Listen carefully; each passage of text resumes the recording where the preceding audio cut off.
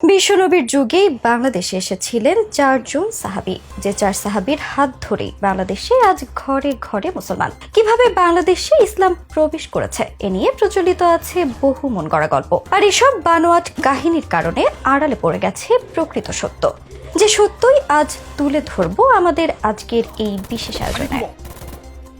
কিভাবে বাংলাদেশে ইসলাম প্রচার শুরু হয়েছে, কার হাত ধরে বাংলাদেশের মানুষ ইসলামের ছায়াতলে এসেছে, এমন প্রশ্ন প্রায়ই শোনা যায়। একসময় ভারতীয় উপমহাদেশে ইসলামের কোনো নাম কথা ছিল না। এখানে চলতো দেবদেবীর উপাসনা, তাই মাটি খুঁড়লে প্রায় সন্ধান মেলে বিভিন্ন মন্দির আর দেবতাদের মূর্তির। মূলত আরব দেশের খাদ্য সংকটে বাংলাদেশের জন্য শাপে বর হয়েছিল। বিশ্বনবীর আগমনের বহু বছর পরও আরবে ছিল খাদ্য সংকট, যে খাদ্য সংকট কাটাতে আরবরা বাণিজ্যের উদ্দেশ্যে বিভিন্ন দেশে যেত। এমন বাণিজ্যিক কাফেলায় স্বয়ং নবীজিও ছিলেন বলে প্রমাণ পাওয়া যায়। তৎকালীন আমদানি রপ্তানি বাণিজ্যে আরবদের জড়ি ছিল না। তাদের গ্রীষ্ম ও শীতকালীন বিদেশ যাত্রার কথা কুরআনে কারিমের সূরা কুরাইশে বর্ণিত আছে। আরব ভূখণ্ড হচ্ছে একটি উপদ্বীপ, তার 3 দিকের স্থলভাগের অধিকারী ছিল তৎকালীন 2 বৃহৎ পরাশক্তি রামে ও পারস্য। তাদের ওপর দিয়ে বাণিজ্য পরিচালনা আরবদের জন্য ক্রমশ কঠিন হয়ে পড়ে, তাই বাধ্য হয়ে সামুদ্রিক পথকে বেছে নিতে হয়। উজানের পানিতে কিভাবে জাহাজ চালাতে হয় এবং জোয়ার ভাটায় জাহাজ চালানোর পদ্ধতি